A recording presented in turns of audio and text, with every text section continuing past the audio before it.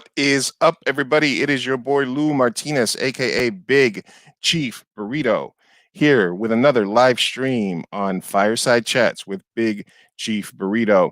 I want to thank everybody that's been listening to the podcast, watching the live streams, commenting while I did the Q&As for the San Diego Latino Film Festival.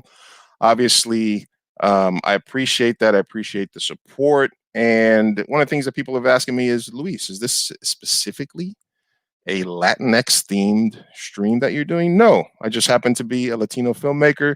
So I'm gonna gravitate to stories that I enjoy about Latin culture, Latinx culture, Latinos, whatever you want to call yourself, filmmakers, storytellers, plays, movements, migrant stories.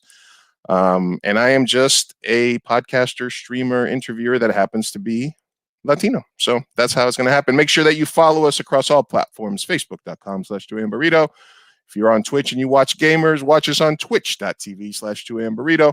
And as always, for the replays and for all our films and movie content, go to youtube.com/2amburrito. Drop a like, hit the notification bell, all that good stuff. What are we talking about today? Well, I had a conversation a few weeks back with a filmmaker / humanitarian, Jose Yenque, and we talked about his nonprofit, Arch for a Better Tomorrow, where they had people get through traumatic stress in their life by teaching them about the arts, teaching them about acting, teaching them about filmmaking, something I could definitely relate to, something I could definitely get behind.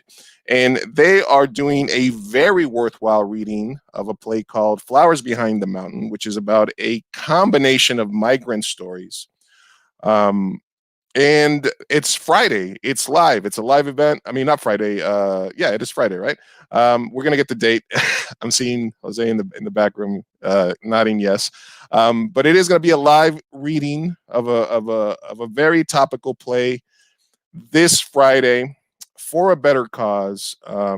There's a lot of exciting things happening. So if you have a charitable bone in your body, if you represent and then you're tired of lack of representation of Latino culture on TV, on the internet, if you're mad because all the studies that come out say that over the last 20, 30 years, Latinx representation is what's been growing the least in television, then I urge you to support this cause, watch this stream, support me, support them, support other Latinx causes. So let's jump right into it. I'm going to bring Jose on. I'm going to bring the rest of the cast. We're going to talk about everything from A to Z. But let's bring in Jose. Say hi. What is up, my brother? Hey, how's it going, man? Seems like we just did this yesterday for like 2 hours. I know. You were talking. You were reminding me of Brooklyn. You were reminding me of New York. I think there were some trivia questions. You just took me down. Coca-Cola, man, Queens, Brooklyn. It was all coming back to me. You got me homesick, man. You got me homesick. Yeah, I try to keep a little bit of New York here in San Diego for myself, so I don't go insane. But Jose, where did the thought process for this event come from? Well, it was maybe about a year ago. I was called down to by Barbara Bennion, who's a writer, and she called me and she said, "Hey, listen, I'm doing a reading with your mom." And she's in it, and we're doing a reading. It's called Flowers Behind the Mountain, and it's a story of 5, immigrants coming across the border and success stories. I looked at it as success stories. Yes, they go through a lot of challenges going, to get over here. But I read the script, and I was like, I'm in. So they flew me out there, and she said, we're doing this as a fundraiser for a center. It's a huge center up in upstate New York. And what they did was a lot of the youngsters between 14 and 17 that had come over in the caravan, they were there. And I'm thinking, wait a minute, they came from Tijuana and they're up in upstate New York? What? And so I said, of course. So she contacted the center and she said, Jose would like to do a workshop. And it'd be a workshop. And normally my workshops are character development, and it's all based on helping the youngster like kind of look at himself, accept himself, and obviously love themselves. So I said, okay, I'm going to do this. So I did a whole day workshop with 74 youngsters, right? Between 14 and 17. So they put the girls first, the guys, the girls first and the guys. And it turned into a welcome to this country workshop. That's what it turned into. And so I said, what do I do with the kids here that we have here on this coast. So they created these messages, video messages, using their phones, and of welcoming, and it was in both languages. Oh, yeah, the bienvenidos messages, right? Yeah, and it was beautiful and moving, and so I got to screen it for them. So I screened it for them during the day, and then at night we got to do this this wonderful reading, which raised funds for that center, and that's my connection. So when it came to opportunity, we were in COVID, we were locked in as artists. You know, like you told me the reason that you do this because your artistic, vibe is like not going anywhere, and you kind of want to use that energy. And so she said, let's do a virtual reading. I personally can't go to New York right now. I don't want my mom to be exposed to too many people, and everybody feels the same way. So that's why we decided to do this. And Miss Bennion said, you know what, we would like to do this as a fundraiser for Arch for Better Tomorrow. And so that's where this came from. Oh, amazing. And you put together a pretty stellar cast. I'm going to bring them in right now and say hello to everybody. All right.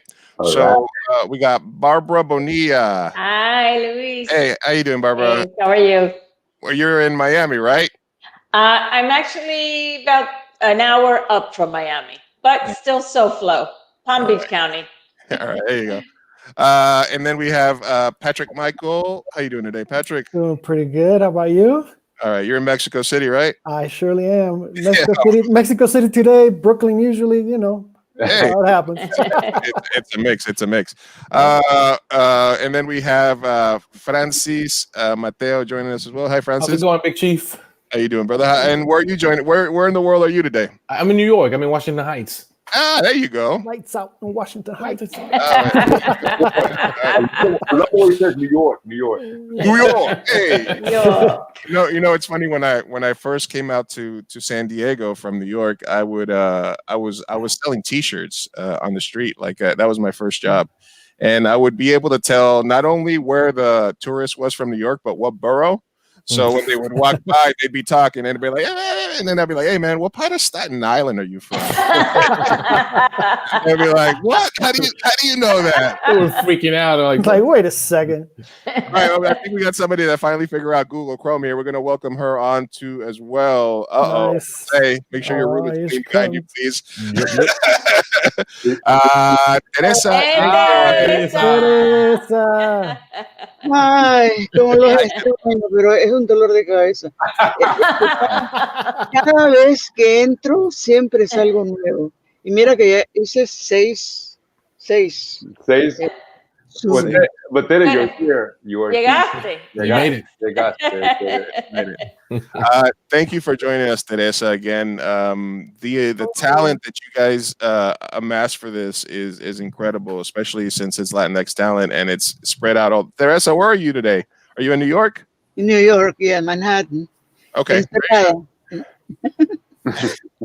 Let me ask you guys, like Barbara, like when you were approached about this, is this something that you were approached about directly, or did you guys have to you guys didn't have to audition for this? This was sort of just something that you guys put together, right? Actually, I did audition. I had seen Hola put out Hola, the Hispanic organization of Latin actors in New York, and I'm from the Bronx. You notice my accent? And above or below 155th. I mean, so we're the upper West Side. But Barbara put out a audition notice, and I saw it on Hola, and I went because it intrigued me. And then once I read the play and the part, I was, like Jose had said, during an interview, I fell in love. I fell in love with all the stories and the characters, and that's how it happened. We had done it up in Nyack, I believe. That's her home base, Nyack, New York. And then it went from there. So. Did all of you guys, Francis and Patrick, you guys also find out about it that way, or how'd you guys get looped into the project? Well, for me, like I think Barbara had also looked through the Hola database, and she just kind of contacted me out of the blue and sent me the script. And also, as soon as I read it, I was like, ooh, okay, this is definitely something I want to be a part of. So I was like, yes, I'm aboard. And we did a reading upstate New York, and then we did another reading in upstate New York when the workshop that Jose was talking about took place. And it's been an amazing project. I really love the. So you guys actually got a chance to do some of this like live, or the rehearsals at least live, or reading them?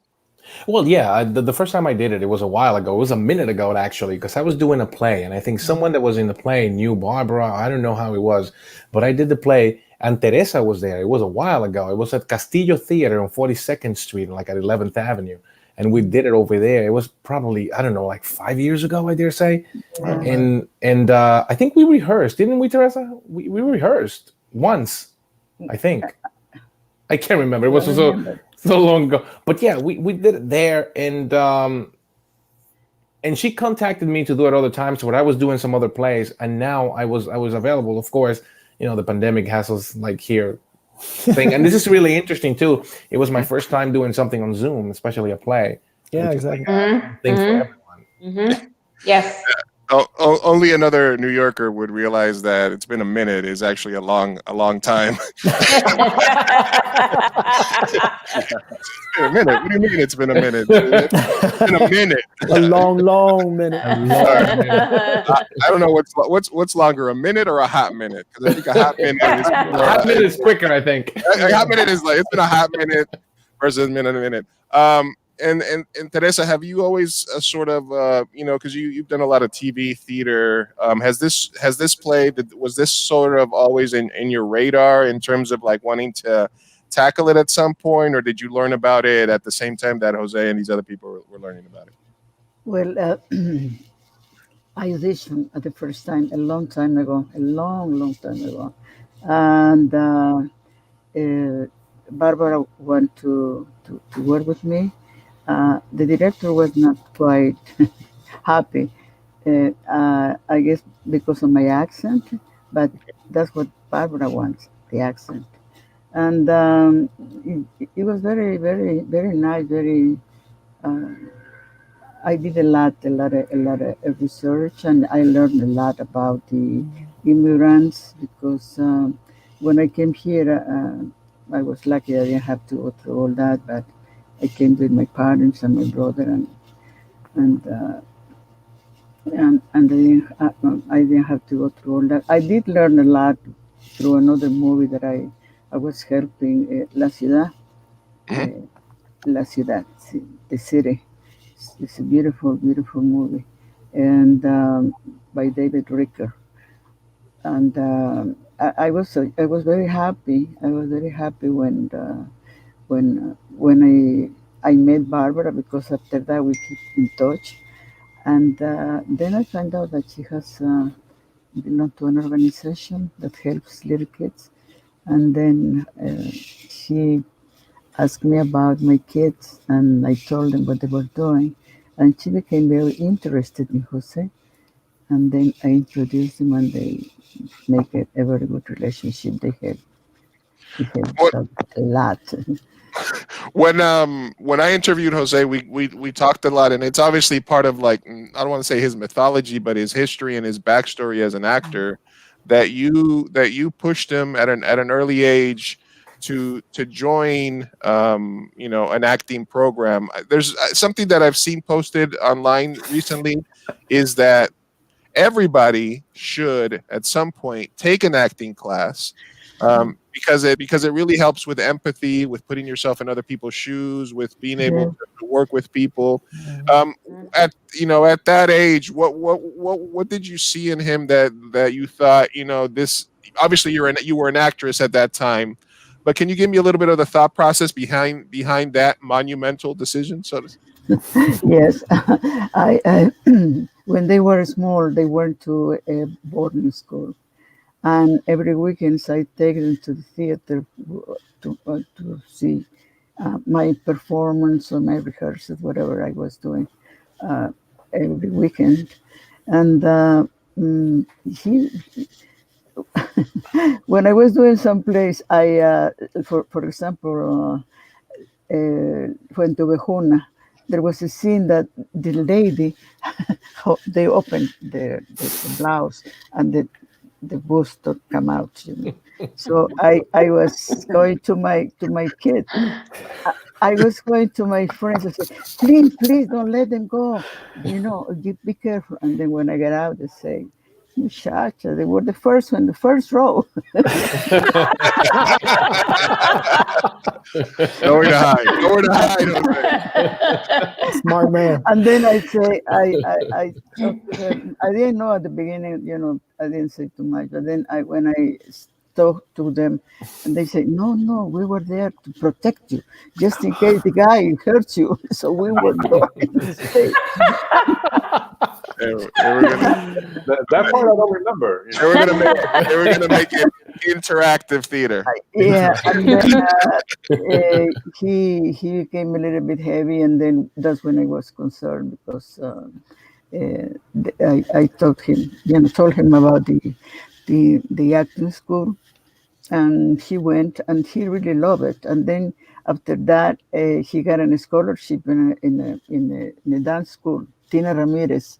So he was learning all this jazz and ballet and all those, and he became very slim, and he liked it. You know, the way the transformation of his body, and everybody, you know, it's like Hopping wow. along, West Side Story in it, making out, going all around. Yeah, after that, yeah. Evita, he was a tango dancer, Evita. Oh, and when I went to see him, oh God. When I went to see him in Yorkville, It was in Connecticut. Connecticut, yeah. Yorktown. Yorktown. And then he was there doing Bernardo with his black outfit, and it's a big, huge orchestra there.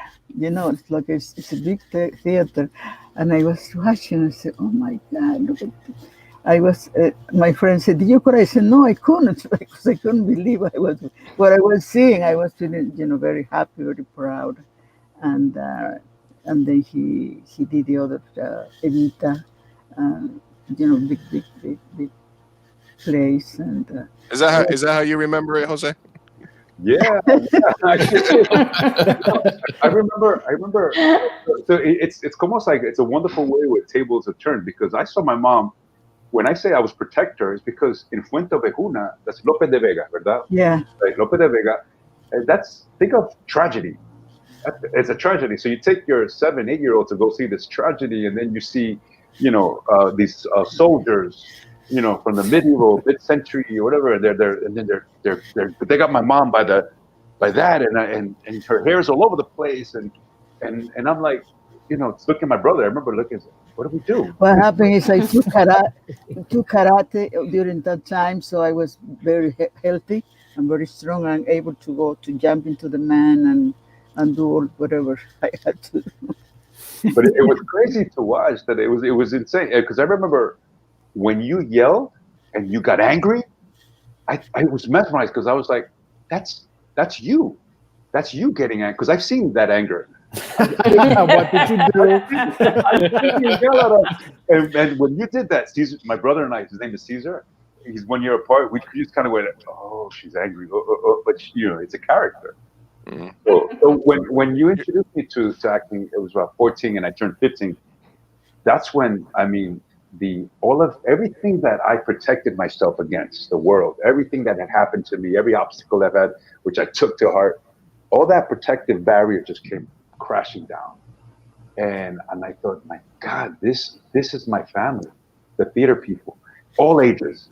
I said, big, crazy group of, and then with my mom having her parties, like after the play, you know, after you do your play, you go home and you get the wine right there, the Kentucky Fried Chicken.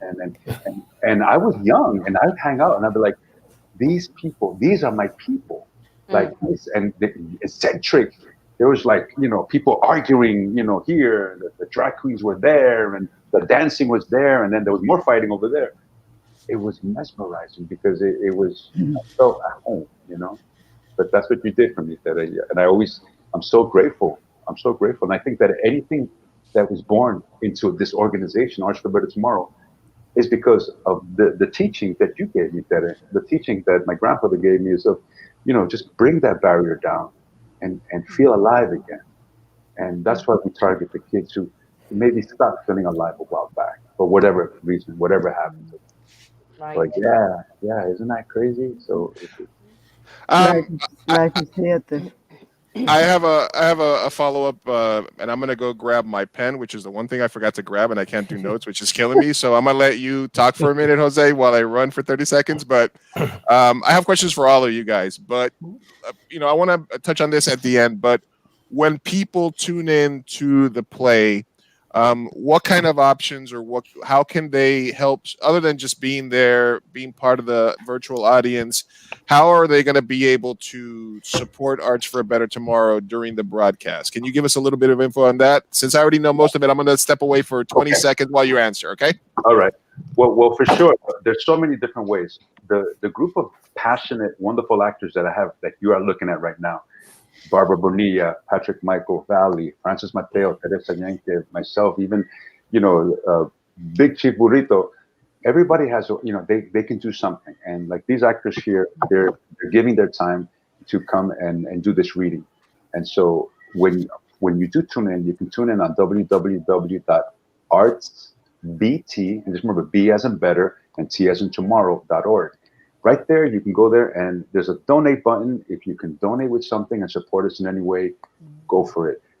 What do we need support in? Like that, there's so many things. And so one of the things I got to tell you guys is that since COVID happened and the pandemic, all of our students in the LA Unified School District, they had to go into virtual learning. And so a lot of the schools they loan their students Chromebooks, right? But in Tijuana, the kids that we work with there, they didn't get loaned Chromebooks. And so right away, parents, and we're talking about maybe people that are not, with lots of money. And so they went to the big thing called La Subasta. They went to the flea markets. They went to the pawn shops, La Casa Empeño, and they bought some of these laptops for their kids. And the reason I know it because I've seen them. I've gone over there and I've seen them recently. And a lot of them are really jacked up. They're not really working properly. This year, we had about 13 of our students that went from high school, and this year was their first year in university. So imagine being the first year university, and boom, pandemic, and university. I mean, it's tough as it is, even when you're there in the classroom. So imagine, and they would see the first year is tough. So imagine now going from that and going into virtual learning and trying to feel inspired and trying to feel that must be a trip. I mean, you guys went to college, right? I mean, parents, right? Isn't it that the first year is the hardest year? Yes, definitely. Yeah. No, you have to adapt, and that's the problem. It's just how to adapt coming from high school or wherever you're coming from to college. It's just to adapt, and then when you have a pandemic, it's quite something else. And it's something that you say is like, how can you get motivated to do stuff? Yeah, I mean, you have to motivate yourself, and to go in the pandemic. There's a lot of stuff going on in here. A lot of stuff is going on in here, and so we have to address that, on its own. So you're doing that. Plus, it's your first year of college. That's I don't know how they're doing it, but they're managing. They're somehow managing. That's something that's key. That's something that's key. Yes, I know all that, and I agree wholeheartedly with what you guys just said. I had one other question for Teresa, just based because I don't get a chance to talk to you've obviously made a name for yourself in both TV, theater. I would venture to say I don't want to say typecast for any sort of role that you fit, but I do feel that you've mastered a lot of them. One thing I gave Jose some stuff about was when you guys are at Thanksgiving dinner, you guys ever go like IMDb credit for IMDb credit? Like he brings up Lost, he brings up Lost, you bring up The Sopranos, he brings up like X-Files, you bring up like Law and Order. I know you brought him into it, but do you ever have to like put your hand up and be like, okay, espérate un segundo, todavía soy la reina aquí, something like that?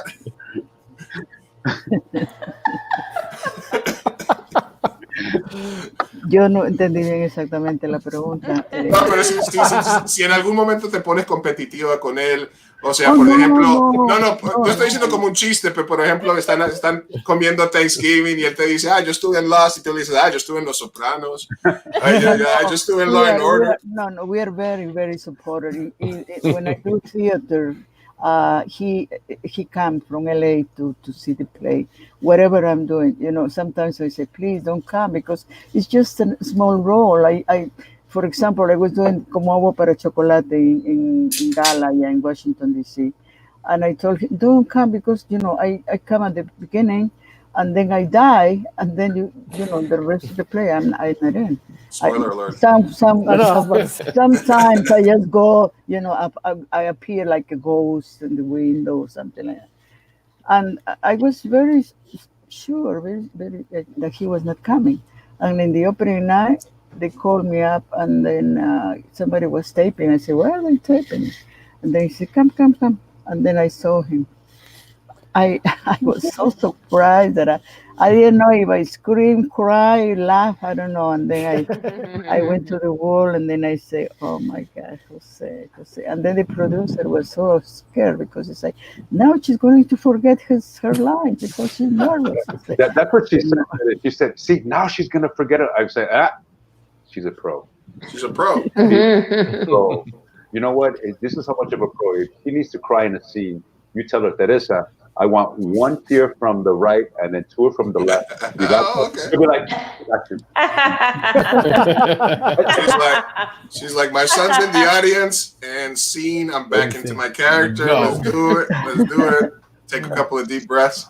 No, I was just saying that joking. Obviously, it's nothing but love. I would assume at the beginning, we used to talk more about it because every time that he comes to see my plays, he always give me notes, not one.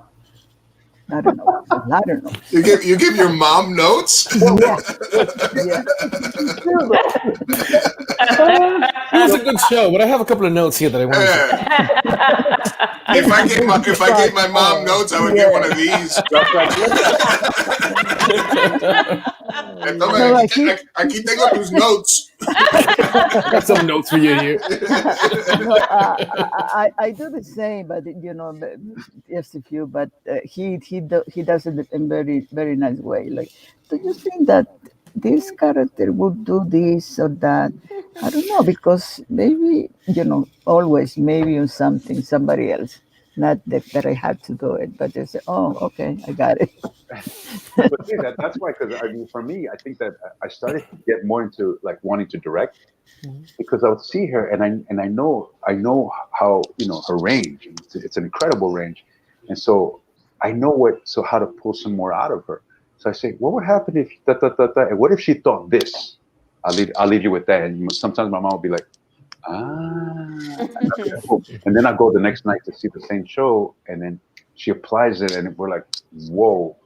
And it was fun to do that. It's almost like it's like having a new toy. And in this case, it's Teresa's my toy, and it's like it's a trip. It's a very unique mother and son relationship. It's very, very unique, and I wouldn't trade it for anything in the world. Oh yeah. My mom gives me notes sometimes on my interviews, but mostly she's like, "Oh, you're so good at it." Thanks, Mom, for all the praise. All right, so we got a comment. Ricardo Oviedo says, "Hola, Jose Yenque. Thank you for watching, Ricardo. Thanks for commenting." No, I just wanted to get that out of the way because it's something me and Jose had talked about, so I thought it was an interesting. Let's move on to the rest of the cast. Francis, Mateo.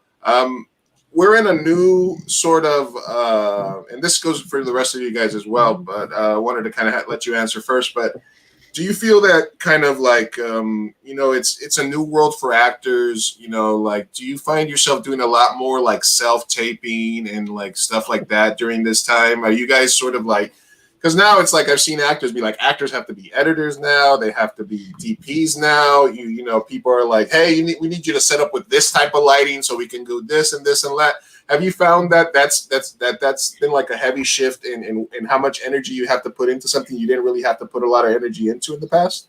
But I think it's changed, of course, and we have to adapt to the times. But I think it's great that this happened because it gives you more control of how you want things to look, and you become the director and the producer and the actor at the same time. Before it was just, I just need someone to come in and read them, and everything was just so fast. Now it's like a moment to take a breath and be like, this is the way I want this, and I want this light to hit here, and I want this to happen this way.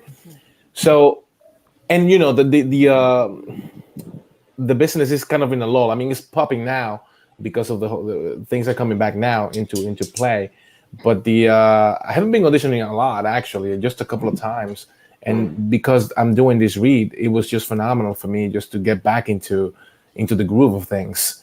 Even though if it's not theater and it's not film, it's like something in between when you're doing these Zoom things. And it's like, and at the beginning we were kind of like, what are we doing? Should we just like look this way, look that way? What? How can But it's just adapting to it. It's not bad at all. I mean, it's pretty cool. It's a learning experience because sometimes when you get into this rote thing, that you have just one way to do things, you kind of forget why you're doing it, and now it's like, okay, I have to think about this.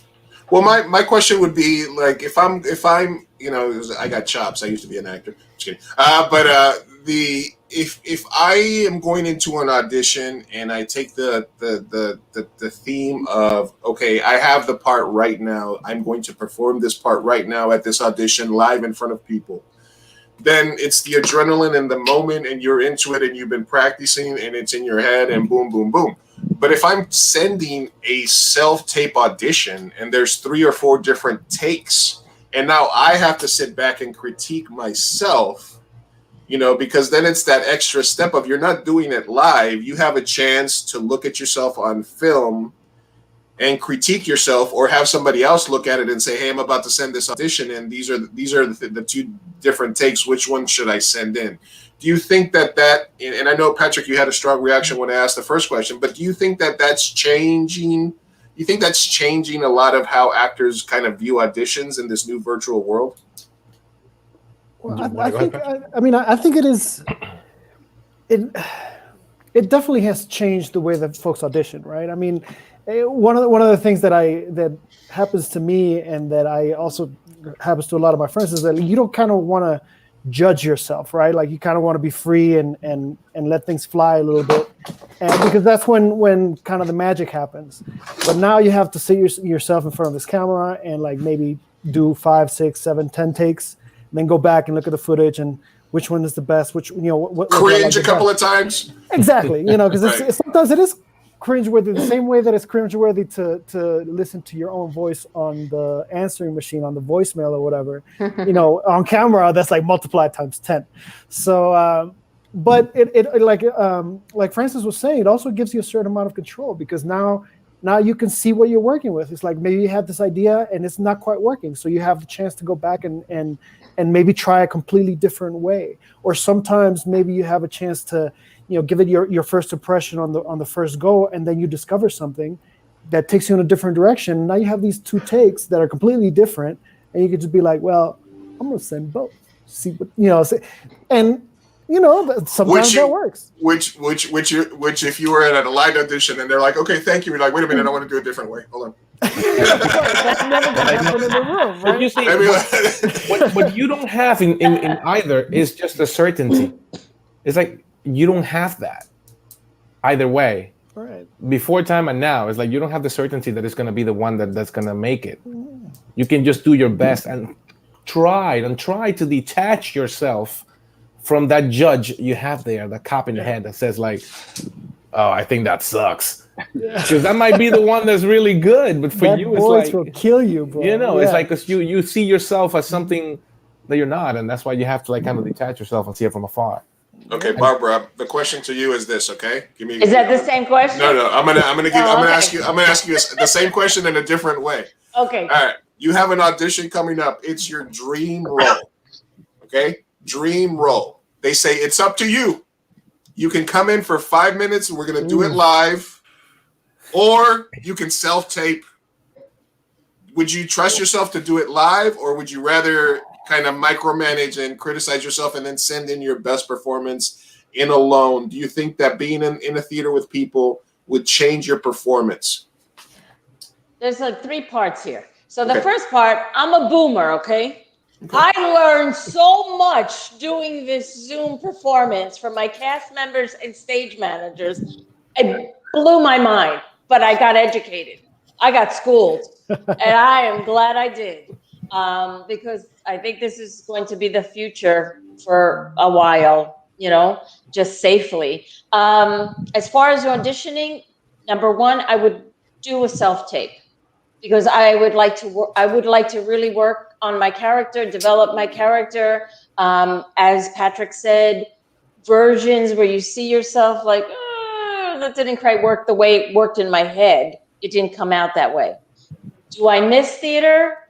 Tremendously. Yeah.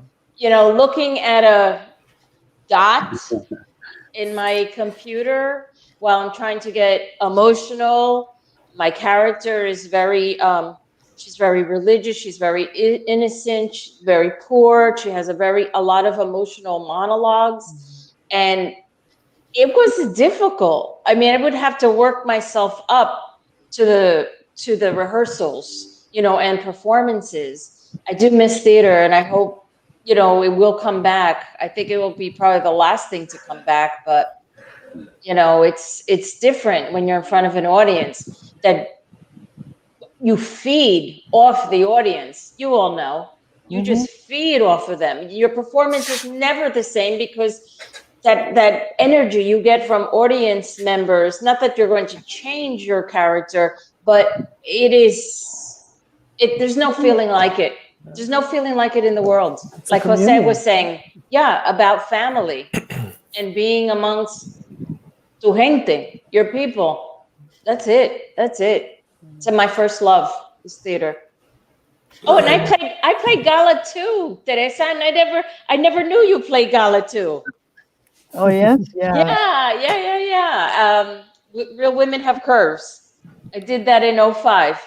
Oh. Yeah. Okay. It was in English. Mm-hmm. Yeah. Very nice. Yes, very nice theater. Beautiful. Always full all the time. Beautiful. Yeah. How has and you guys have been doing theater? I mean, the last time I was in a theater in New York was a long time ago, but has theater changed dramatically because of like smartphones? Like, do you find that it's a little bit more difficult? Have you guys had any funny experiences, sort of like where technology has intruded onto your stage? You know, I know some people like make fun of it, like, oh, what's that sound I hear? It's the 1700s. I don't know what's going on. Like, what do you guys do It's like, when that God, happens? is that you? Anybody that wants to take that question? Anybody? While on stage? While on stage. Anything? Or have you guys? I mean, just in general, do you guys feel that's changed the theater experience at all?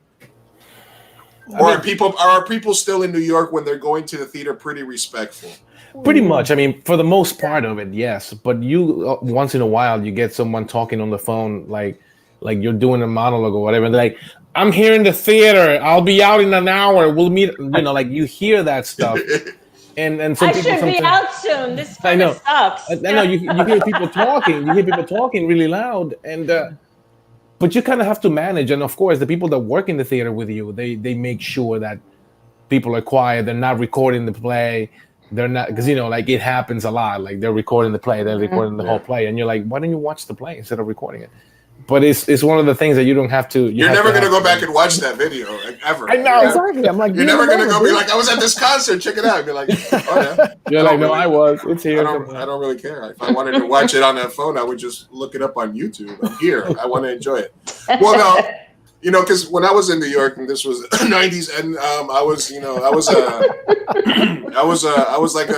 love the theater, but I would always go find deals, go to the Tiquetes book and find like a seat I could go see for like $13. I would go mix in with like the rent kids that would go, that you'd have to line up early so you could get the $20 seats to go watch Rent.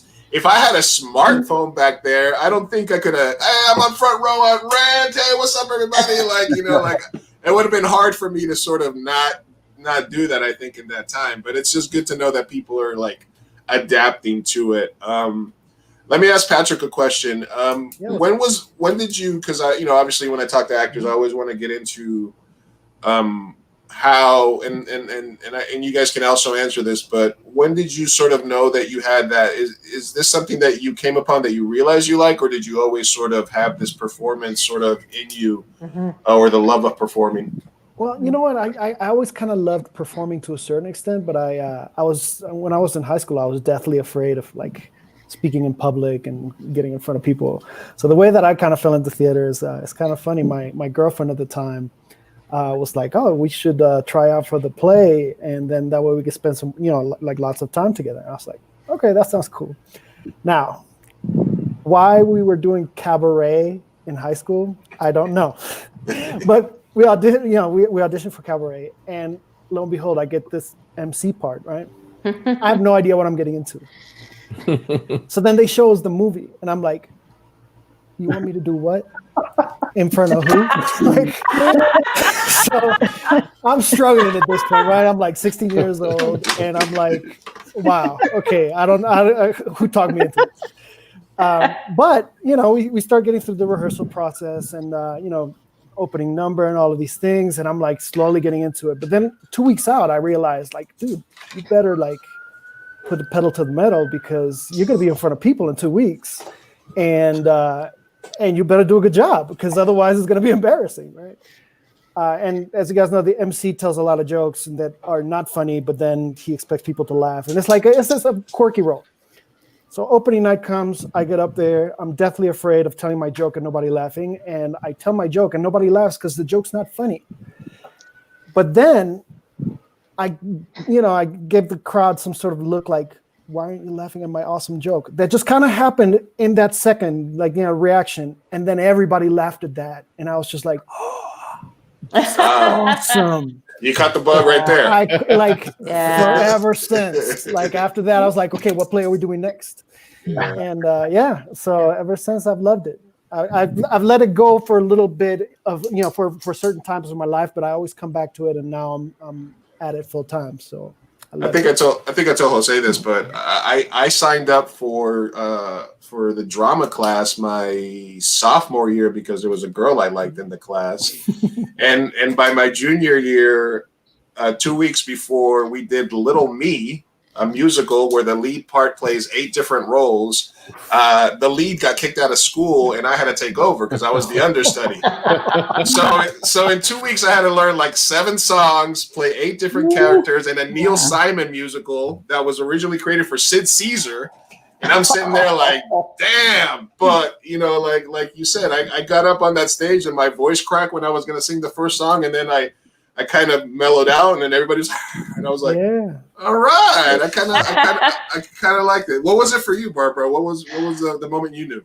Well, like Teresa and Jose, it runs in my family. My grandmother was actually a dramatic actress in Havana in the 30s and 40s. Wow. Yeah, and I always knew that about her, but when she came to the States in 1957, she came to New York and she couldn't speak the language.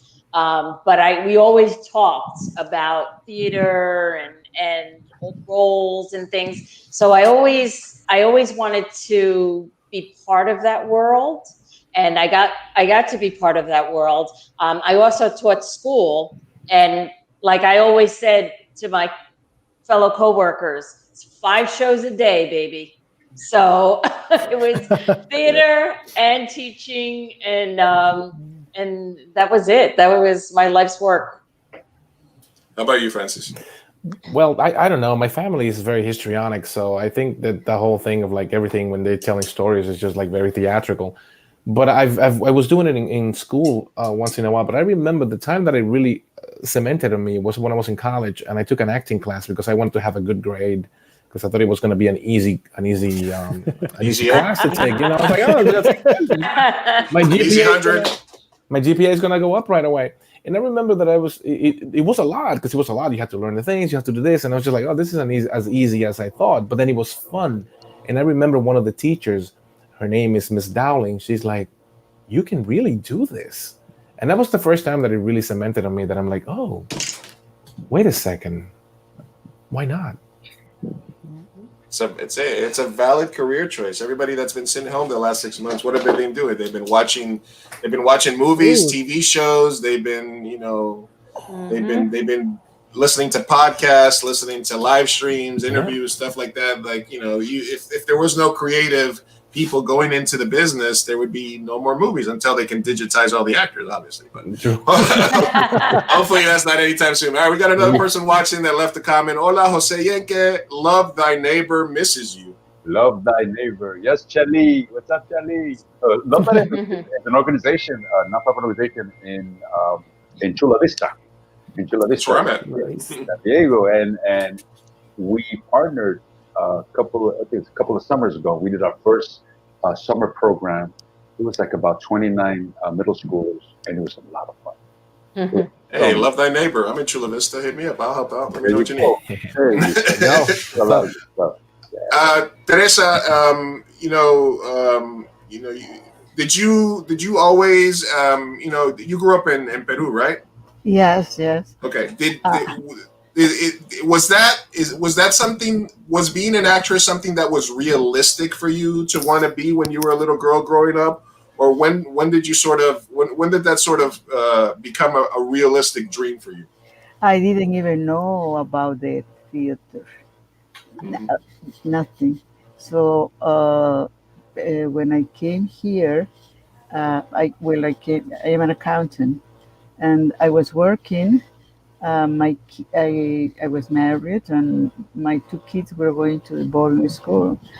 So my ex-husband was going to a theater, and there was another friend too. And when I went there, the second time that I went with them, they asked me if I wanted to work with them, participate. I said, oh, no, please, no. What my husband is going to say. And then, since I had to go every day, so I said, well, let me try. And I did, and I was so happy. And the actors, they were running behind always with me. Are you okay? Okay? And they were jumping, and they doing all this thing. Whoa, and all the thing. I was there, because by that time I was doing some, I took I was modeling some clothes for companies. And so my work was exterior, how do I look and this, how to see it and everything. And I love that. And by that time I was working at the United Nations. And when I did a play and I would feel very comfortable. And I said, oh, I love to do this again. I said, but now I want to do the other role, the leading role. He said, well, no, then you have to go to school, you have to start. I said, oh, okay. So I quit my job at the United Nations. And then I started studying. I went to school. I was supposed to be 3 years, but for me it was 4 because I was missing a lot of classes because I started working in a theater in different groups. They call me and I just go. I love it. And so you quit a job at the United Nations and just dove in. Yes, crazy, right? Because the personnel. That's a good government job. I had 4 weeks vacation. I had a lot of sick time and private time, all the things.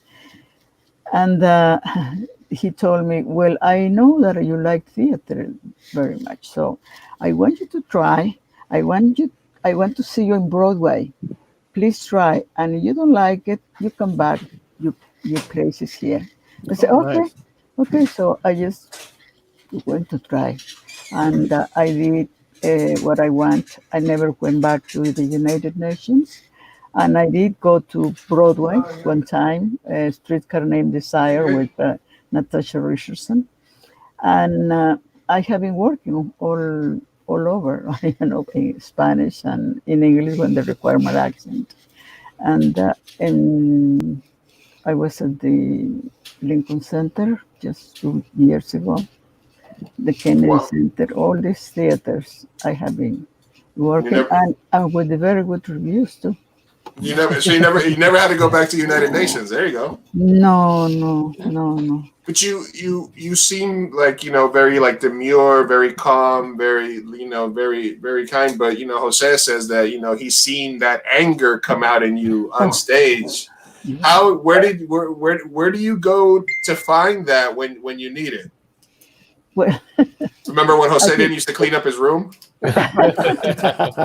we all have all these feelings inside us, it's like a little window. You just have to open it and it will come out. Yes, that's where I am very careful of the place that I choose and the characters that I want to develop, because everything will come out from you, and it will stay, because you will remember, or sometime will come out. The same thing with the accents, Sometime all of a sudden you're talking like Argentinian or like Spaniard or Mexican, so Cuban, and the same thing with the characters. So it comes from inside. I mean, I don't get mad very easily. My father or my mother were Rosicrucians, and I grew up with those thoughts, with those The value. values. Now when you have to play somebody that's frustrated, you can remember trying to install Google Chrome, and then how that. I remember that time. Now you got me. God. You can bring that back up and just start feeling it and just start thinking. Every single, I did 6 already, and every single one is different. And I was listening when you say the theater, this and that. You see, but in the Zoom, you cannot even create your character, because you create your character, but then you have to go, the voice, the cue. Now I have to go. No, he's talking. No, you can't. You went too early. You had to go. Oh my God! So all these technicalities. I mean, what is the character? One of the things I noticed is when I watched some of the rehearsal, you guys would stop because they would say, "Oh no, Jose has to be off screen now," or this has. So you guys are basically teching your own performance, right? Yeah, sure. And then the shadow. There is a shadow here. You have to move the light, and you do. You get to become prop master. Yeah, I hope you guys are all getting credits for this. Stage manager. And the thing is that I had to do it all by myself, it's like, because I had nobody who can help me, because we are not allowed to bring anybody to the apartment because of the virus. Well, I mean, I think that was the biggest challenge, because everybody was saying, what's it like working with your mom? Because I've never really worked with my mom. I think we had one time where we worked together. I think I was like 26 or something, and I did a play, and they brought her in to understudy the woman who was playing my mother. And so I think we had maybe one performance or two. So here's a chance to work. Yeah, 2 performances. You remember, right? So here's a chance to work again. But what kind of work is this? I mean, like Francis says, you're like in this limbo. So are we doing theater? So we're trying to figure it out. And then I'm trying to work with my mom, and right now I'm like I'm looking at the little dot on my, and I want to connect, and so I want to, and there's a scene here, a scene there, and we're doing this kind of a camera work, it's almost like like what's that show, the one where they kind of they break character and they look at they break the scene, the wall, breaking a fourth wall. Yeah. It's a lot like that. It's it's kind of, it was interesting to watch my mom struggle every time when we started rehearsal, and to say, oh no, you got to do this, no, you got to, okay, now turn on the camera, okay, now go to all your settings, now we got to put the volume up, or she got this boundary. That was a big challenge, and so it comes to the end, I think. Which is one of the good things about StreamYard, that you can just right away before you enter, you can check your volume, you can check this, you can check that, and then you can go in. Because in Zoom, it's like, we're here, let's do it. No. I tried every single streaming platform for 30 days before I settled on this. So I tried Zoom, Jitsi, a bunch of other ones, and this one gave me by far the most control. Teresa, you're about to say something. Oh no, the thing is that you're supposed to look the little dot, but you're so tempted to look At the people. No, I never look at the dot. I always look at who I'm talking to. Yeah. Yeah. Yeah, but for the purposes of the play, though, like you have to kind of connect with the audience. Yeah. But then it's your instinct to try to want to connect with the people you're talking to, and it just that was definitely a struggle. Because even if they're not live on the screen to the audience, you can still see them on the screen, right? Absolutely. So if you're not going to be on screen for like 2 minutes, but two other people having a scene, you can't be over there like, what's up, everybody, like dancing, because you can't be like doing that. Like you have to sort of stay sort of neutral so that you don't draw their eye, right? Right. No, we are off the camera. A lot, We are off yeah. the camera and off the sound. Oh, you're all the way out. You're all the way out. So You're that's gonna be able to turn it when off. it's our turn, you have to. Oh, this is my cue. Okay, the sound. Yeah, the sound. yeah. No, the That was another element, because it was, who's on, who's off, who's on. So our stage manager had to make sure that on the script we had when we were on, when we're off, so that was another element to all of this. If I was directing, I'd do it like this so that you guys would be like on screen. It's just... But we have to give like huge props to our stage manager, because she Absolutely is really good, and she was very knowledgeable, and she was like yes. guiding us even with the script and everything. I mean, she was and really patient. and patient. Oh my gosh. Yes. Yeah, she was awesome. No, I could hear them in the background, like, no, stop, wait, you have to be off screen there. Like She's great. Her name is Julia Laverde, and she was magic. She was magic. Yeah, for a second, as I was watching, and then I realized it was probably too late. I was going to see, hey, does she want to join us? Because I also was like, what are the difficulties of directing something like that? Yeah. But I'm sure that I would love to talk to her at some point, leading up or after the event, just to kind of see how that goes. When you guys, because obviously there's this sort of kind of push for more Latinx inclusion in parts, more parts that are not necessarily the run of the mill, but like for Francis, for Patrick, you guys could, I don't want to say it's like generic Latino, you know what I mean? But you guys have a look where you could play a variety, like I know you're playing a Colombian, you're playing, Dominican, which is not necessarily the same. Do you sort of notice a difference between a generic Latino role, like where they're like, oh, they had Salma Hayek play a Puerto Rican on 30 Rock or something, and then people are like freaking out about stuff like that. But do you can you guys speak a little bit about that? How do you feel about how that's changing, and whether there's a difference between like a generic role or whether they're like, no, this guy is specifically Cuban, or this guy specifically Dominicano from here, or this guy specifically a Colombian from Cali as opposed from a Colombian from Medellin? You know what I mean? Mm-hmm. Right. I feel like it depends on the project a lot, right? And for me, like Spanish is my first language, right? So then I feel like it depends on the project a lot. Oh, wait, I'm hearing feedback. But anyway, so like it's like if I'm watching a TV program or whatever, and like for example, Narcos initially, right? Narcos, they had I forget his name right now, but he's a fantastic Brazilian actor playing. Yeah, they had him do the lines phonetically, and it didn't sound anything like an actual Medellin, because they had other people from Medellin in the show that sounded exactly like a paisa should. Right. But they had him reading the lines phonetically because he's just a good actor. That's Wagner Mora, right? Yeah, Mora. And then you have sometimes you have a Mexican role, and it's another accent. It's jarring for me, but I don't know what it's like for the public in general, right? So like it might be fine for a lot of people. So I try to make it as authentic as possible whenever, like, so for example, if somebody wants me to play Dominican or New Yorican, well, I'm not gonna drop in with mi acento mexicano, and so there's that, but You'll be like pinche plátano. You can't say that because that's too much of a mix, right? ¿Qué pasó, güey? Like you can't do that, right?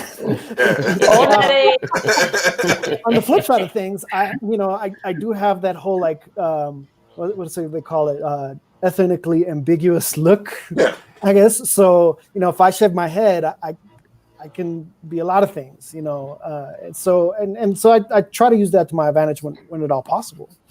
So it's How about you, Francis? How do you feel? And then that ambiguous thing too. It's weird because then they don't know where to put you, right? because you look like everything, Mm-hmm. and then they're like, oh, but we and usually casting directors are kind of like, or the producers, I don't know who it is, but they're like, okay, this is the look that we need, because they understand that we look a certain way and we don't. I mean, we can, our countries have like such a mix that we have different things, and especially for me, like being Afro-Caribbean, it's like, where do I fit?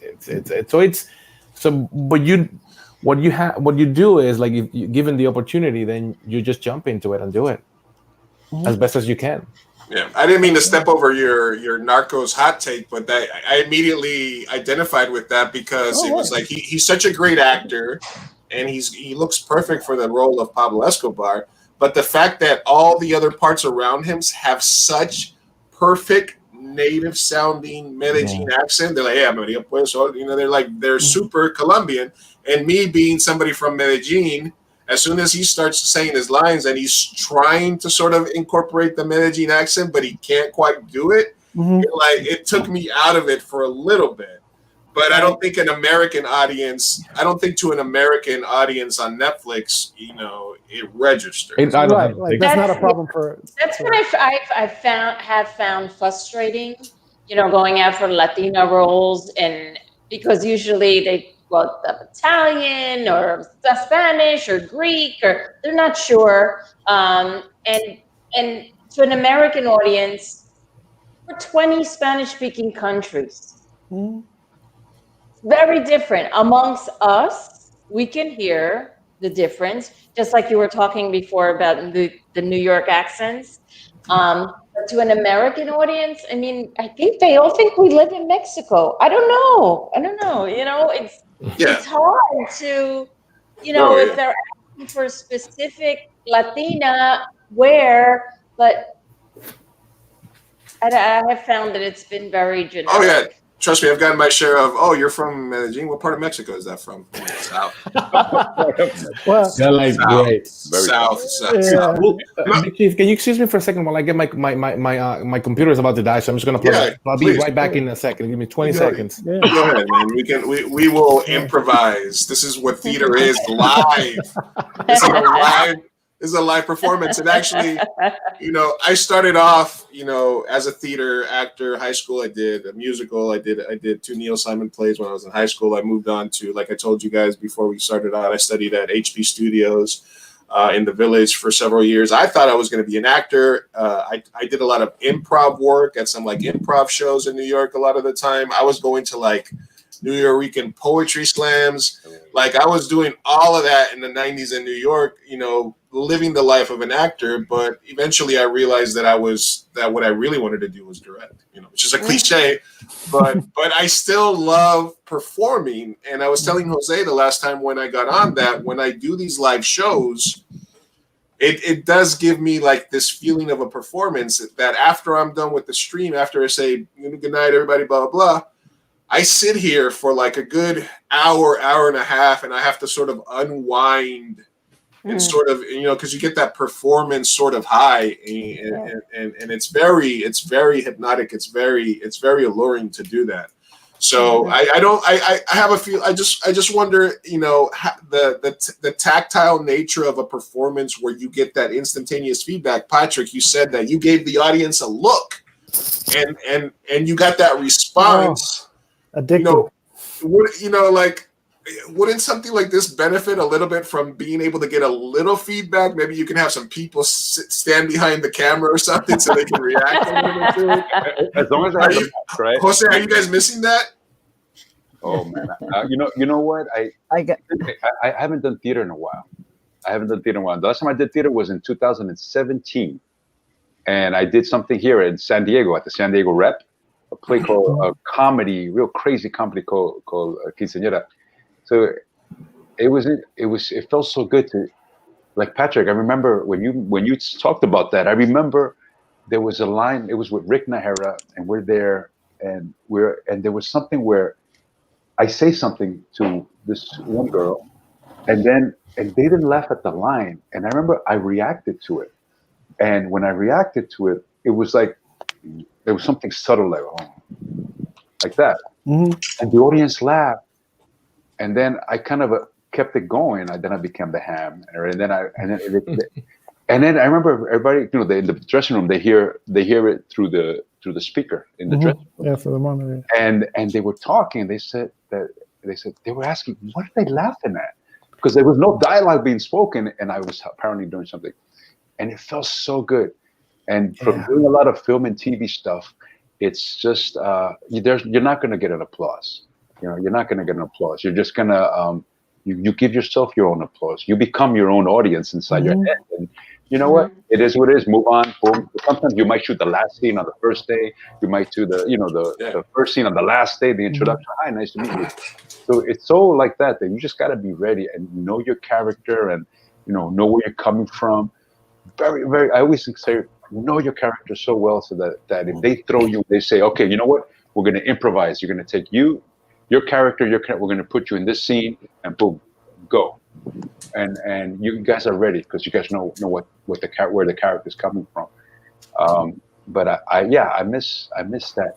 And we did this reading last year, and we did it in front of an audience. And now, Francis, you weren't there, but we were in front of an audience, and the director, Howard Lipson, who had a transition from directing us there to directing it to this little, little portal, and he had to adjust, and we were watching him adjust. He did an amazing job, and so he was adjusting. Okay, what works, and he did his homework, and right, guys. I mean, I thought that he stepped in, and he did. To convert this into this kind of performance.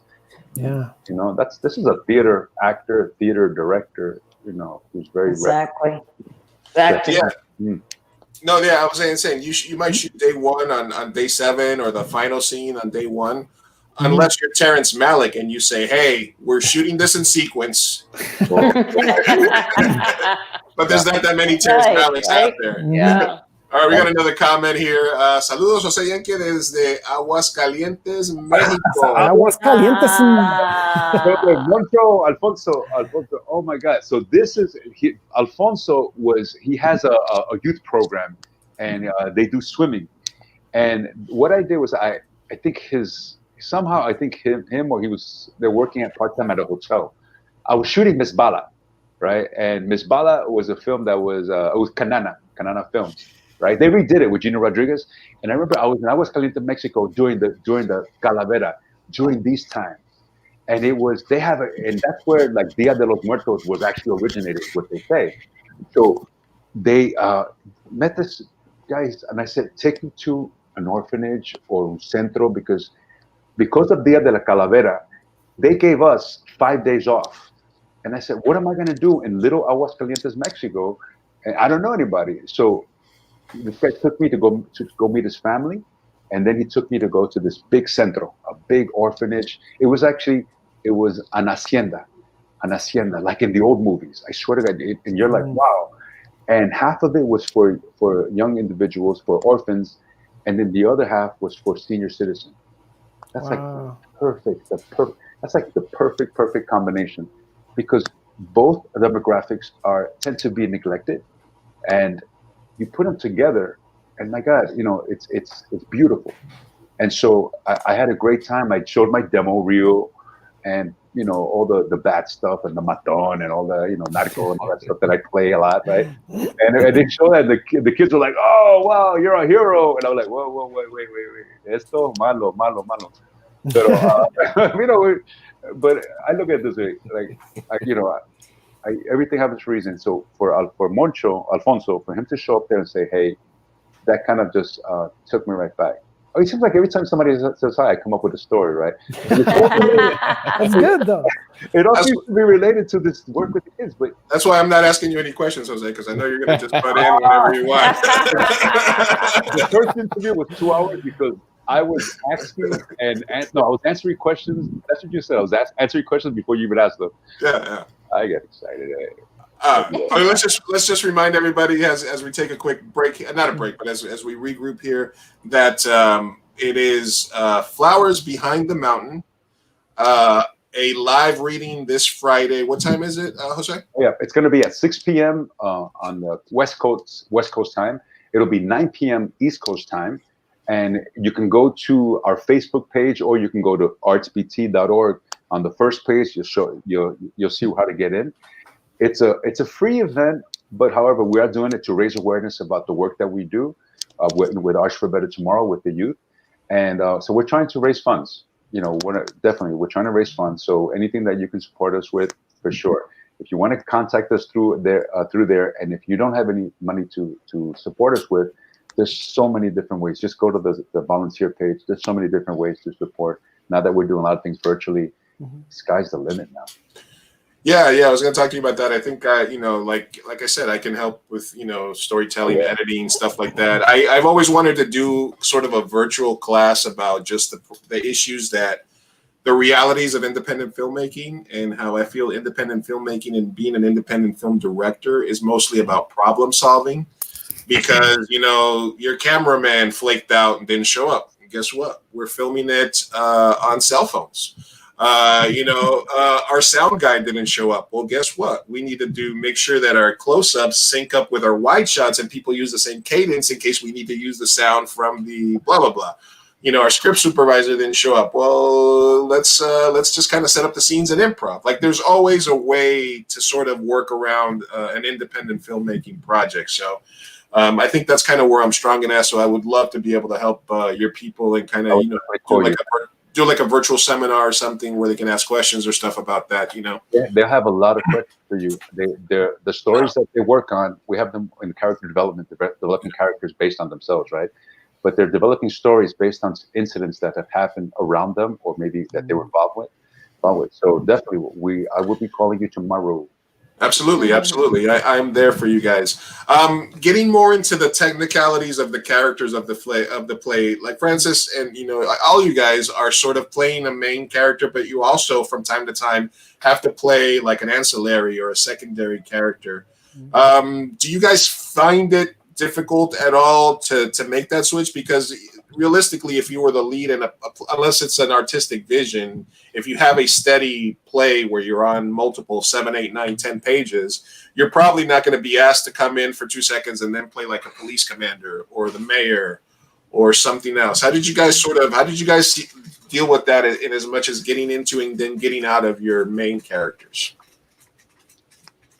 Anybody that wants to take that first? Well, it's basically, you need to have fun, first of all. Yes. And not think too much about it, and have to have like clear definitions of what it is that you're doing with each one and what you want to convey. And Howard was really great. Our director was really great at that, at pointing it out. Like when we did something, he's like, okay, that works, but that other thing doesn't work because of this and that. So when you have a director that guides you, it becomes pretty easy.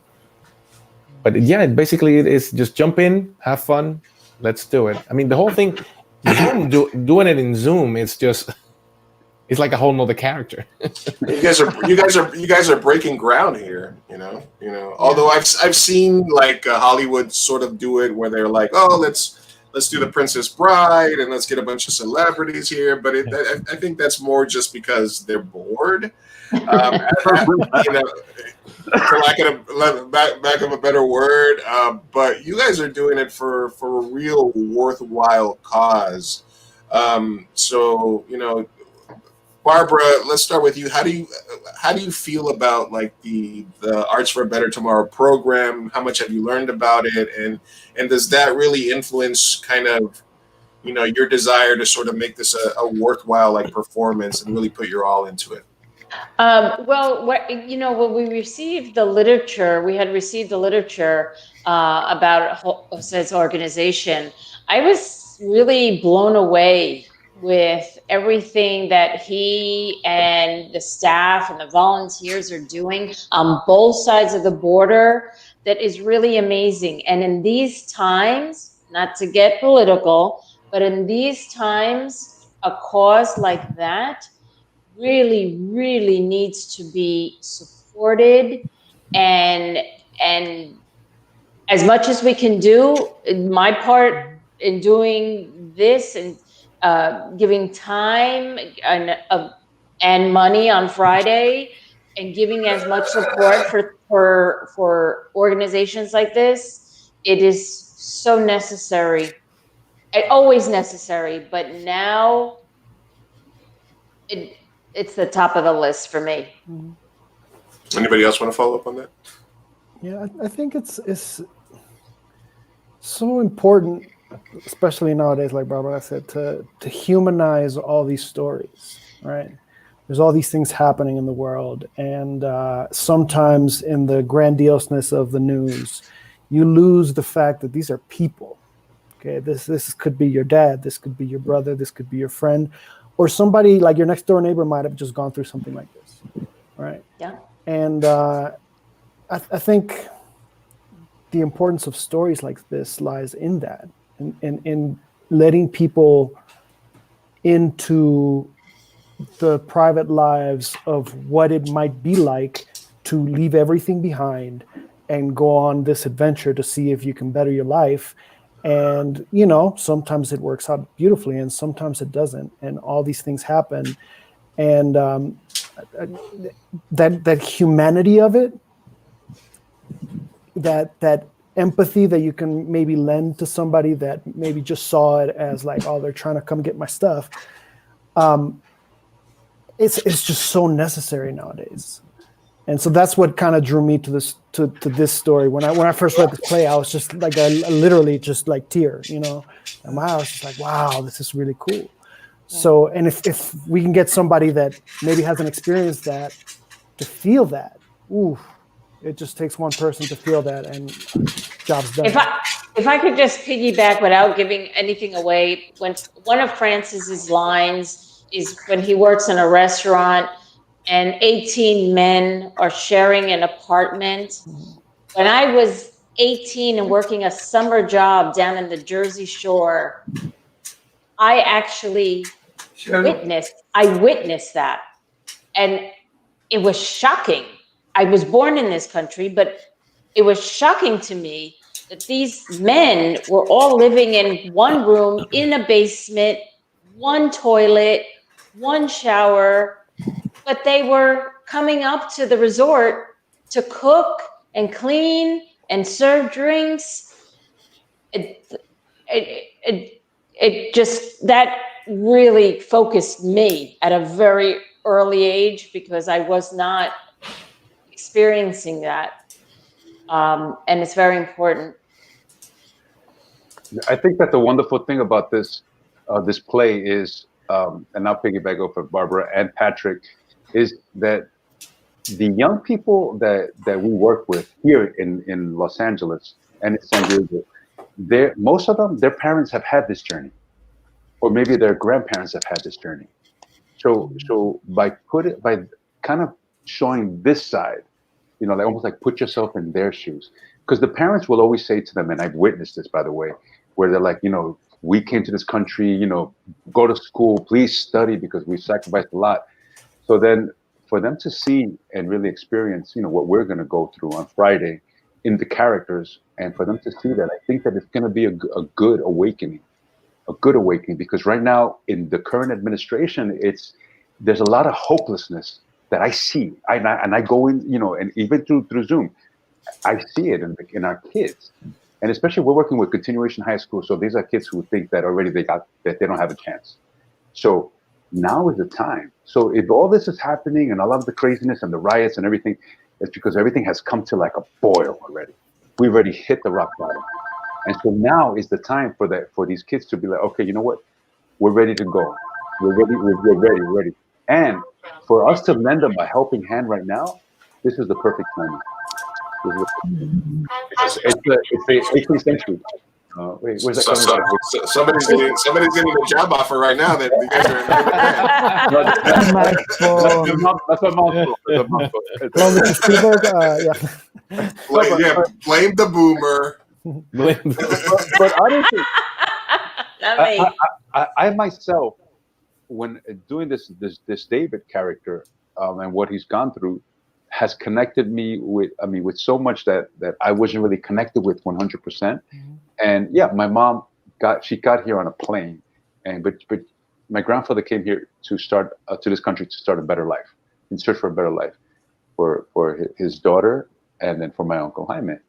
And so, it's that message. I think the powerful message of the play is that, you take your life into your own hands and go for it. Okay, hold on a second. I'm not gonna point fingers, but I did meet the right person. Oh. That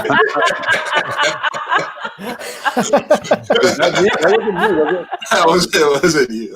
Oh, right. I had to mute your mom for a second, Jose. Oh. We'll let her back on it. She's got a lot of background noise right there for right now. Tere, ¿tienes algo en tu? Is the ice maker working? Something's over there. It sounds like a machine. All right, we'll mute her for a second. We'll come back to her. No, you're talking about the characters in that line that Barbara mentioned. Francis, do you kind of want to expand on that, like how you felt about kind of switching characters, your main character in the play? Well, the thing is, like, we're telling a story, and this story has different points of view, and I think it's pretty good for us as actors just to have like the different points of view. Because at a moment I play this person, but then I play the cop that stops that person. So it gives you another look at it, and I mean, yeah, it's basically that. It's basically just having fun with it and trying to tell the story. Right. It's just telling the story as honestly as possible. One of the things that struck me a lot. Let's unmute that as I hear. All right, cool. You're back. One of the things that struck me as I was doing a little research about the play is that a lot of these were stories that were told to the writer from just, people that they interacted with for a little bit, like a cab driver or this and that, or just somebody that happened to, which really brings a lot of vision and a lot of information to that, like you said, first, second generation Latinos or third generation, they may not be fully aware of the sacrifices that their uncles, aunts, fathers, grandfathers, grandmothers made to put them in a position where they can assimilate. One of my sort of things that annoys me sometimes about the sort of struggles within the Latino culture, Latinx culture, is that there's this mentality of, in some certain circles and sometimes within same family units, of, I got in, I got my papers, I'm gonna go ahead and close this door behind me. You know what I mean? Like, I'm just gonna go ahead and just be like, I'm in here now, but no me importa quién más se quede atrás o quién más se quede en donde sea, no? So how do you guys, has that sort of popped up in your life where you have either family members or people that you work with or people that you're around that sort of have that mentality? And do you sort of pick your battles? Like, for example, there's family that's within my family that I haven't really talked to during this presidency, because I don't understand how they can support somebody who literally wants to harm your own blood. So that's a line in the sand for myself where I sort of had to pick my battles. But for you guys, has that come up in your careers? Has that come up in your day-to-day lives? Any one of you guys can take that first. Oh, that's such a complex question. I'm sorry. Sometimes I ask a lot of weird questions. Sorry. I mean, it's a great question. I also have family members who, support certain people, and that's difficult. That's difficult. But and I don't know. Like, I'm lucky myself. Like, I was born here in Mexico City, but like my dad was American, and I say that I'm Blaxican. My dad's African American. My mom's Mexican, right? So I was born with both nationalities. I can travel freely. Like not all my friends have that advantage. Not all my Latinx acquaintances have that advantage.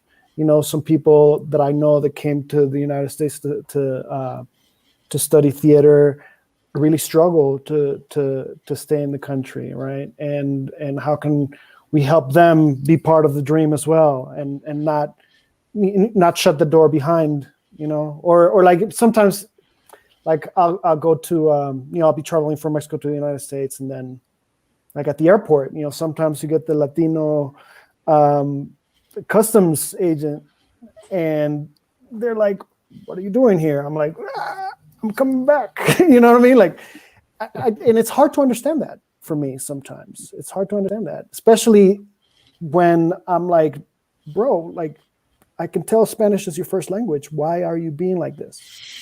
You know? Yeah.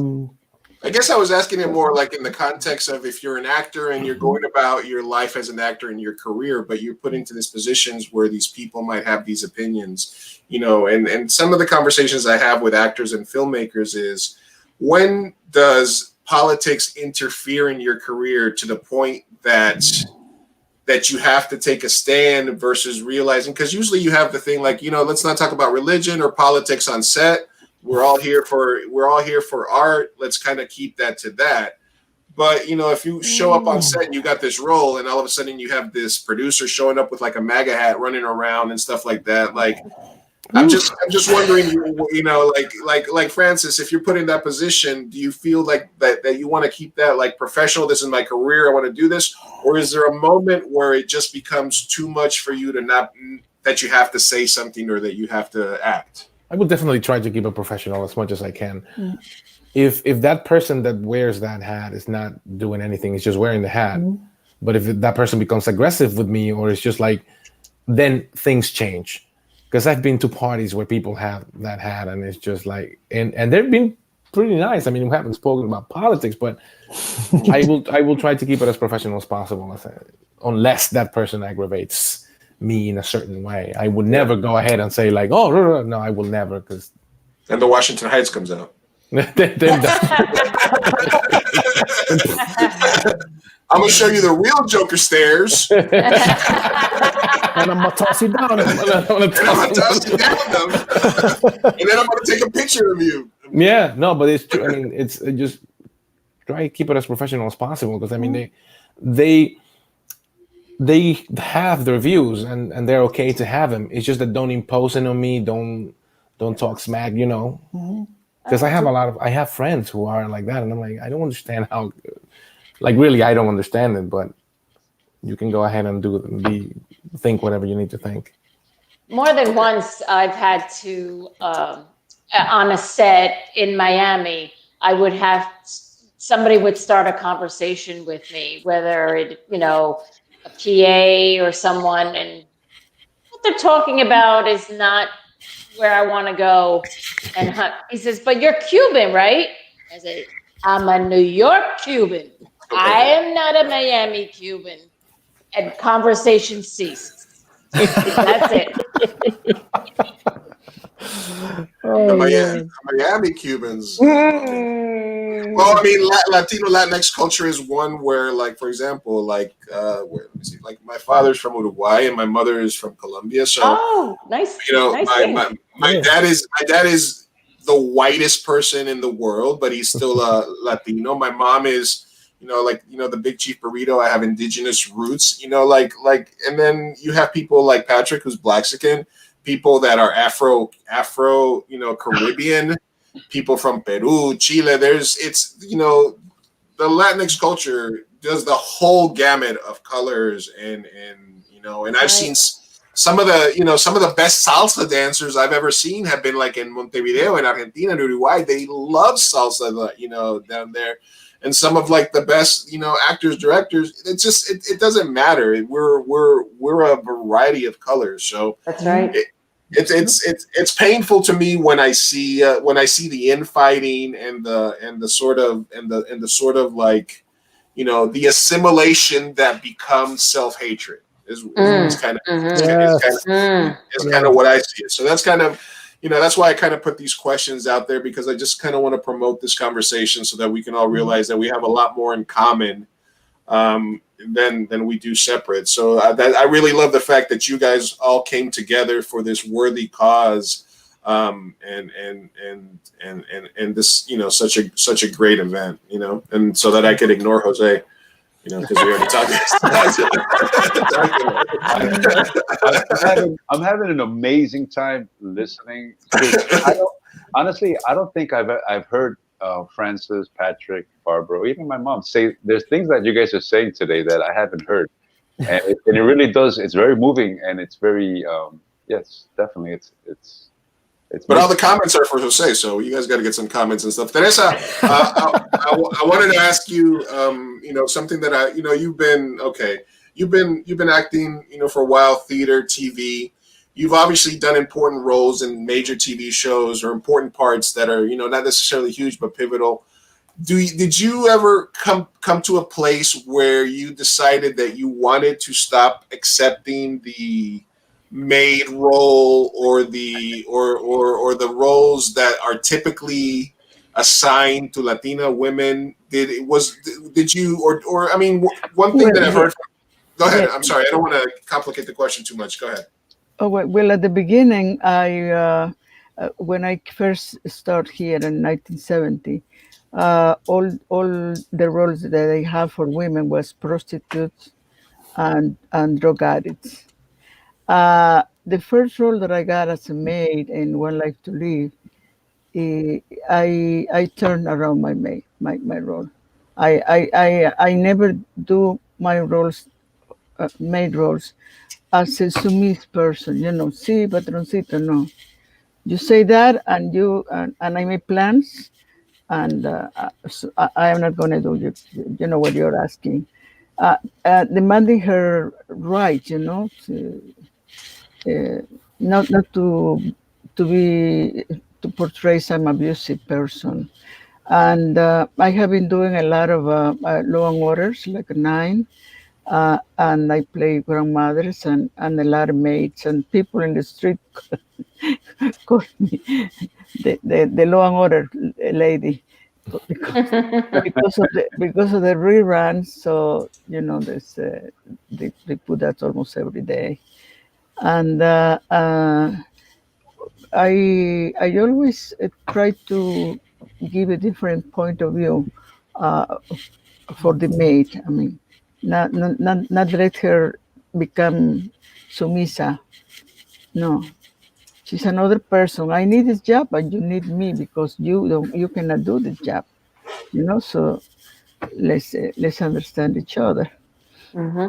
Can I ask a question, Teresa? But because I really want to understand, like, for example, that role that you had in One Life to Live, when they gave you the role and they're like, okay, this is how it goes. How do you go about telling them, like, okay, I am not going to do this that way. I am going to do it this way. Yeah, it was in the delivery. Yeah, that was a little something. It's a tweak. Okay. Yeah, it's a delivery of the line. You see. Not that they were okay with it. To do it exactly what is written, but the attitude that you got and the demand that you put in there, yeah, make it. It gave it this respect. It gave it this dignity. But then when the other person, in this case, the woman she works for, it was kind of like a double thing. Like, yes, and then she'll say something, but it's got like a double meaning. And, there's always that thing where you can say one thing and then you kind of mean the other, and then the audience get it, but she's still saying the line, the way it is. I thought she was like, I thought the same words but a different delivery. I thought the director would give her notes and she would say no English. Sorry. Sorry. I do the line my way. Sorry. This is One life to live. One life to live. Check my IMDb. I'm sorry. She was amazing in Broad City. Amazing. Oh yeah. Yes. What fun. It was I would put that up against Jose's "It's Always Funny and Sunny in Philadelphia" performance. It's just very weird to me. It's very weird to me that for every role that Teresa has had, Jose has had a very sort of parallel role. Like I was going through that on your IMDb, and I was like, oh man, this is kind of weird that they've both been on either the same show or on very similar shows, like like Law and Order and NYPD. Like it's been a lot of that for you guys. And we almost worked at the same time. It's like last weekend he was working in Tijuana and I was working here, taping the show that the Zoom that we just presented. When was that? I think you did it last week. Last week. Yeah. So she was recording a Zoom for another play, and I was in TJ working on a scene on a film we were shooting. And that happens a lot. It happens a lot where sometimes we're text or messaging each other from the set, and I think I posted on social media sometimes where it's like, when can you say you're talking to your mom and you're like, oh, you know what, they're calling me, or oh, I'm on my break, I'm in my trailer, and that kind of stuff is really cool. What's your character? Oh, my character is da. What's your character? Oh yeah, I'm playing this kind of character.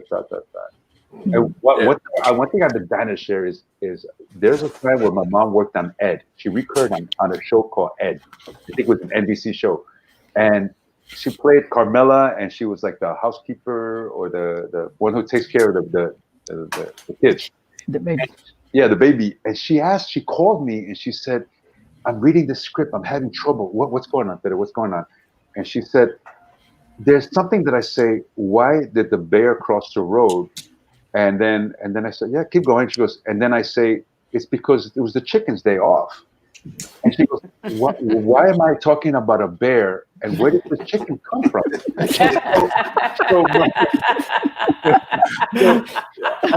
And I'm thinking, bear? Oh, wait a minute. I said, no, it's a joke. Because, my mom, she's got to know everything.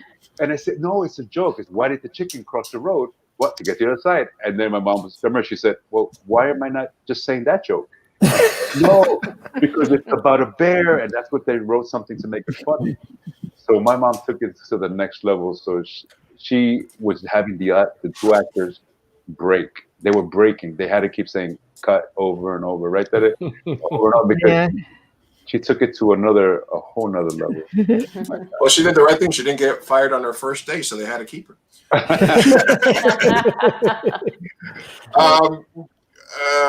Patrick, for you as an actor, do you feel that you want to stay on the side of kind of delving into roles, or do you feel that you also have stories of your own that you want to tell eventually, and you might move into into writing, creating, maybe something, during this time? You know what? Like I do have stories that I want to tell. They're long and complicated. Like my family history is like super involved, and so I've been toying with this story in my head. I'm also terrified of writing. So because I have the gist of this story, which is basically the story of my grandfather's grandfather all the way on to like present times. But I struggle sometimes with integrating, like letting those characters tell the story, right? Like as a writer, you kind of have to, like, you have the macro story, but then like you have to write these scenes that will carry that through. And so I'm trying to learn how to do that because it's definitely, there are definitely stories, maybe adapted stories that my dad told me or my grandfather told me that his grandfather told him and stuff like that I feel like should be shared. So yeah, definitely would like to tell my own stories at some point. You know what that sounds like to me? Like what? A one-man Zoom show. I know, right? to start with. Yeah, just workshop it. These are stories from my great grandfather by Patrick. Yeah. No, it's that's actually a great idea. That's actually a great idea. Yeah. That's what I do, brother. Sorry, my producer brain already starts No. like, oh, hey, what's going on? Hey, let's shoot some ideas because I'll direct you from here. You write it out. We'll give you notes.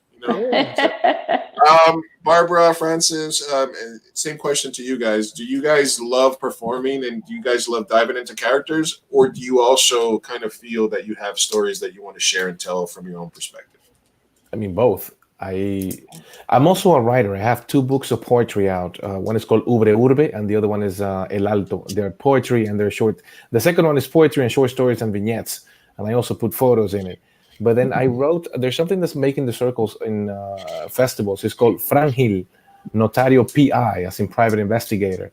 It's a notary guy who's also a private investigator in Washington Heights, and he's like kind of like your neighborhood PI, but he didn't go to school, or he's not a police. He's just kind of like a Quixote type of idea. Like he goes yeah, no, he gets people feel, because it's a neighborhood thing, so people feel comfortable with him going like, yo, I can't find my dude. It's like, where is it?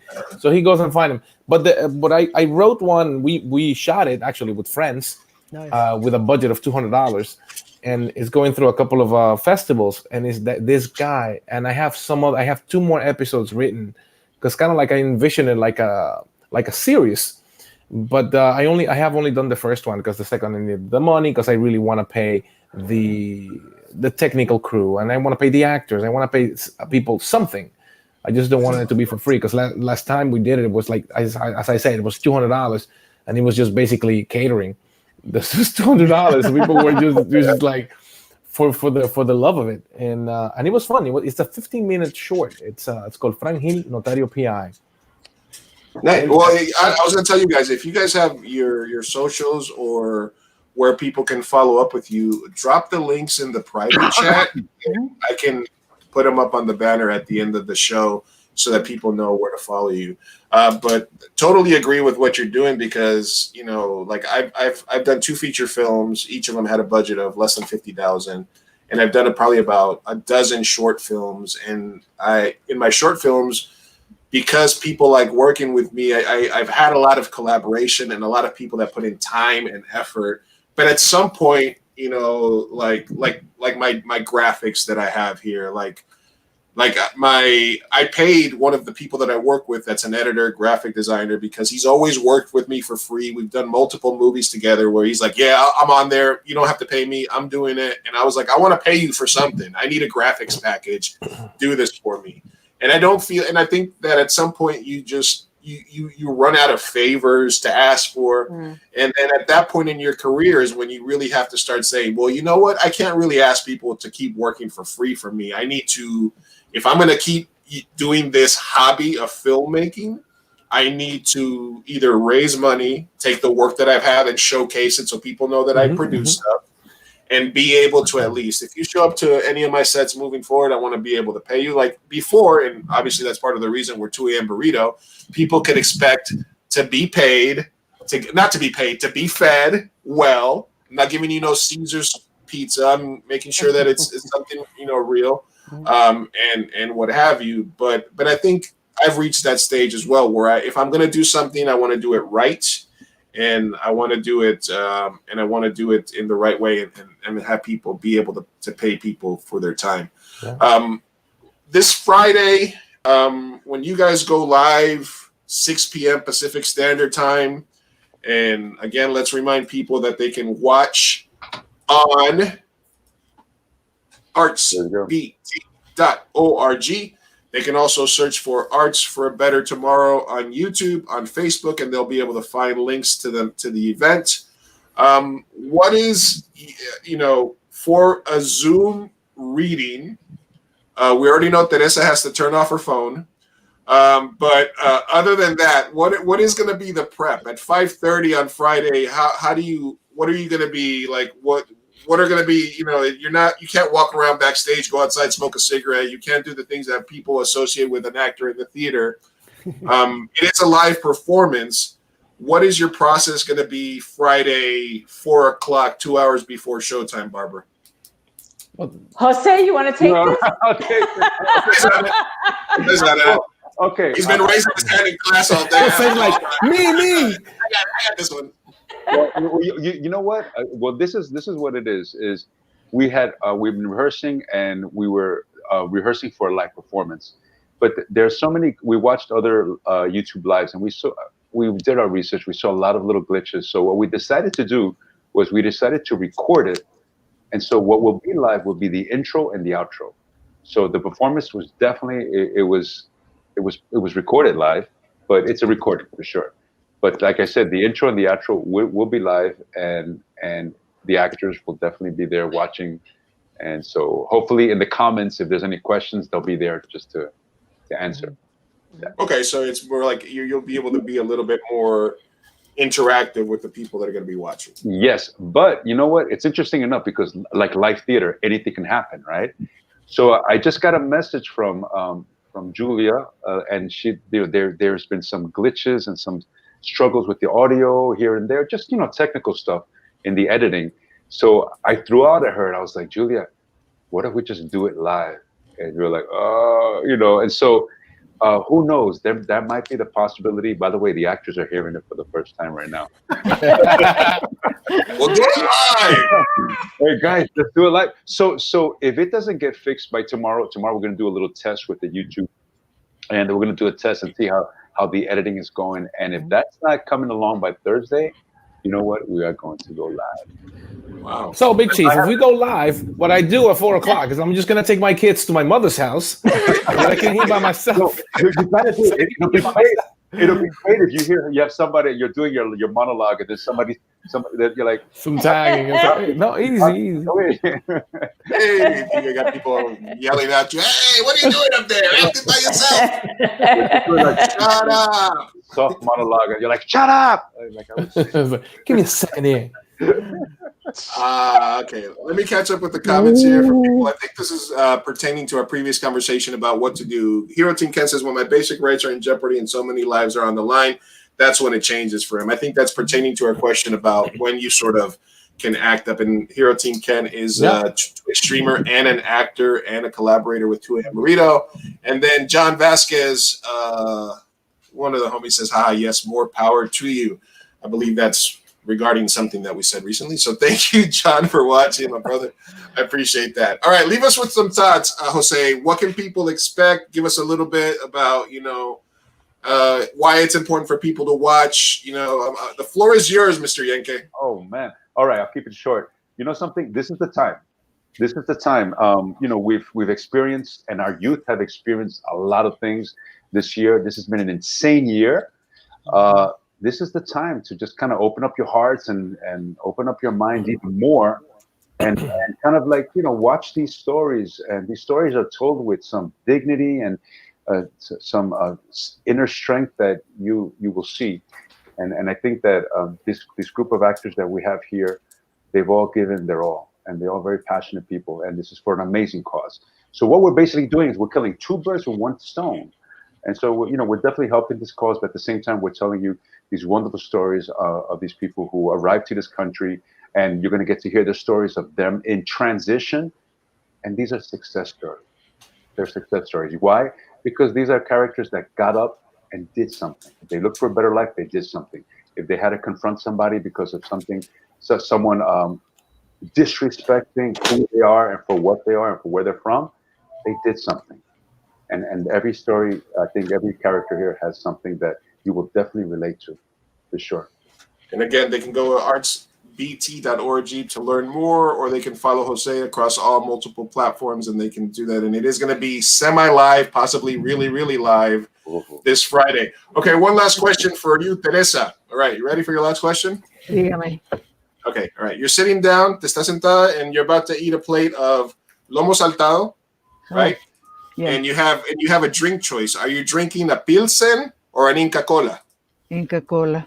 Inca Cola all the way. Thank you. I was just making sure. We talked about that with Jose. All right.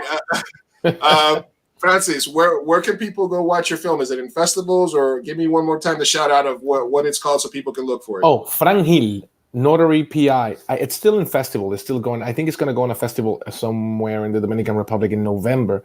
So I don't know after that what's going to happen. Maybe I'll put it up on my social media. Yeah, like an Instagram or Twitter where people can follow Instagram, you? yeah. Mateo Insta.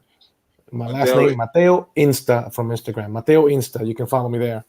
All right, and Patrick, what is new in Mexico City? Are you getting into the art scene there, acting? Is there anything local happening, or what's next for you after this? It's crazy. I mean, theaters closed everywhere, so it's like this has been such a fun project to work with, because I mean, we were talking about what we were doing at the beginning of the pandemic. At some point, I was so starving for like something artistic to do that I set up my camera. I started doing like Shakespeare did.